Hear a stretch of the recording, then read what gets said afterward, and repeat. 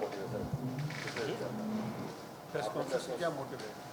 अच्छा, देखिए, न्यूरोलॉजी की या न्यूरो साइंसेज से संबंधित बीमारियों के विषय में जागरूकता फैलाना हमारा उद्देश्य है, ताकि लोग बागों को पता चले कि ऐसी बीमारियां ब्रेन की जो अब तक ऐसा समझा जाता था कि लाइलाज हैं, उनके लिए बहुत प्रकार से मेडिकल ट्रीटमेंट, इंटरवेंशनल ट्रीटमेंट और सर्जिकल ट्रीटमेंट उपलब्ध है।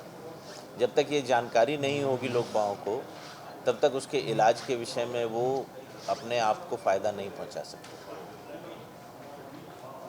तो सिंह साहब, कैसी ब्रेन में कौन सी जैसे आपने आयुर्वेदा की बात की कि आयुर्वेदा में ये इलाज संभव नहीं है, तो लगता है कि एलोपैथी में ये इलाज संभव है? नहीं नहीं, इस प्रकार से नहीं है। देखिए, ऐसा है, ब्रेन की कई प्रकार की बीमारियां होती हैं। एपिलेप्सी है, स्ट्रोक है, लकवा जिसे बोलते हैं, मिर्गी का दौरा, लकवा, पार्किंसन रोग जिसमें बॉडी हाथ कांपते हैं। इसके अलावा सर में दर्द की बीमारी भी न्यूरोलॉजी होती है। ब्रेन में ट्यूमर होते हैं, ब्रेन में इन्फेक्शंस होते हैं। तो बहुत सारी बीमारियां हैं। उसमें कुछ बीमारियां ऐसी हैं जिनमें हो सकता है आयुर्वेद से फ़ायदा हो, परंतु ना तो आयुर्वेद से ना ही एलोपैथी से हर बीमारी को एक प्रकार से परमानेंटली ख़त्म किया जा सकता है। तो ये समझना ज़रूरी है कि ये दोनों पद्धतियाँ एक दूसरे की पूरक हैं। ऐसा नहीं है कि आयुर्वेद ये बोले कि एलोपैथी ख़राब है या हम बोलें कि आयुर्वेद ख़राब है। ये दोनों एक दूसरे के पूरक हैं, परंतु ये क्लेम करना गलत होगा कि किसी भी पद्धति में हर प्रकार की बीमारी का परमानेंट अचूक इलाज उपलब्ध है।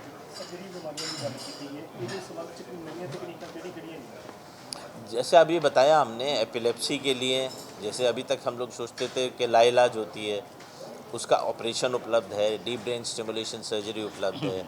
इसी प्रकार से पार्किंसन का बताया मैंने कि उसमें दिमाग के अंदर छोटे छोटे तार डालकर उसमें करंट प्रवाहित कर कर पार्किंसन के रोगी को बहुत अच्छी तरीके से ट्रीट किया जा सकता है। जैसे डॉक्टर साहब बताएंगे, वो साइबर नाइफ के एक ऑपरेशन होता है जिसमें मरीज़ को 40 मिनट में ब्रेन के ट्यूमर का इलाज किया जा सकता है ओपीडी के बेसिस पे। देखिए, काफ़ी बीमारियों में जो इम्पोर्टेंट है ना, ये दो टी बड़े इम्पोर्टेंट हैं। एक है टेक्नोलॉजी और एक है टीम वर्क। ना तो सिर्फ टीम से आप काम कर सकते हैं अगर आपके पास टेक्नोलॉजी नहीं है, और ना आप सिर्फ टेक्नोलॉजी से काम करते हैं अगर आपके पास वेल स्किल्ड और आपस में एक साथ काम करने वाली टीम मौजूद नहीं है। तो कई ऐसे एग्जाम्पल हैं। अब जैसे फॉर एग्ज़ाम्पल ब्रेन ट्यूमर है। अब ब्रेन ट्यूमर के अच्छे इलाज के लिए हमारे को न्यूरो एनेस्थीसिया टीम की ज़रूरत है, न्यूरो सर्जरी पूरी टीम होनी चाहिए, उनके पास प्रॉपर टेक्नोलॉजी होनी चाहिए। मान लीजिए पेशेंट को कोई पर्टिकुलर प्रॉब्लम है तो हमें न्यूरोलॉजी की ज़रूरत पड़ती है।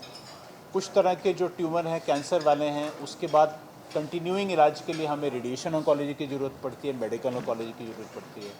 अगर आपको एक और एग्जांपल दें, जैसा डॉक्टर सुमित ने बताया कि भी पार्किंसन या एपिलेप्सी के पेशेंट में इनिशियली तो बहुत अच्छा मेडिकल इलाज चलता है कई सालों तक। फिर एक ऐसी सिचुएशन आती है जिसमें मेडिकल इलाज से भी पेशेंट को फ़ायदा मिल नहीं रहा है, हाई डोज मेडिसिन की चल रही हैं, सिर्फ साइड इफ़ेक्ट मेडिसिन का मिल रहा है उनको। उस स्टेज में बहुत इंपॉर्टेंट रोल आ रहा है एपिलेप्सी में, मूवमेंट डिसऑर्डर में, जैसे पार्किंसन डिजीज़ हो गया, कुछ साइकेट्रिक डिसऑर्डर जैसे ऑब्सेसिव कंपल्सिव डिजीज़ हो गई।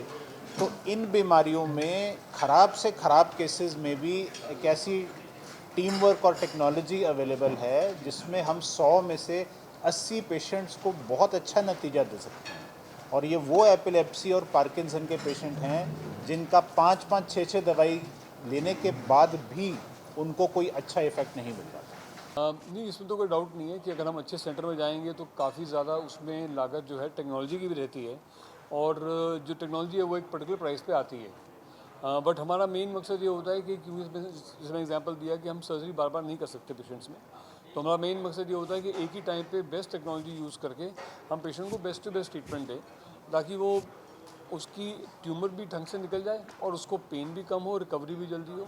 तो डेफिनेटली जब भी हम ऐसी सर्जरीज करेंगे तो थोड़ी कॉस्टली तो हो ही जाती है। अगर हम मोटे मोटे तौर पे देखा जाए तो हो सकता है कि भी लुधियाना के मुकाबले करीब 1.5 गुना का कुछ फ़र्क हो खर्चे के अंदर।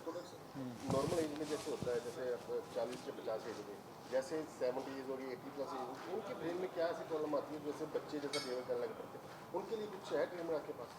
देखिए, जिन लोगों की उम्र के साथ साथ ब्रेन के सेल्स ही ख़त्म हो रहे हैं और उनकी कह सकते हैं इंटेलेक्चुअल पावर कम हो रही है, इसको हम डिमेंशिया बोलते हैं, उनके लिए तो मोस्टली दवाइयों से ही हम लोग कोशिश करते हैं। अल्जाइमर्स बीमारी एक है, उसमें भी doctor Sumit is expert in that, he can tell you more about it. लेकिन उसमें सारा हमारे पास सर्जिकल नहीं होता, मेडिसिन होती हैं, कुछ रिहैब की तकलीफ होती है, but otherwise other than that technology अभी उस लेवल पे नहीं पहुंची कि उसको हम लोग किसी यंत्र के ज़रिए ठीक कर पाए।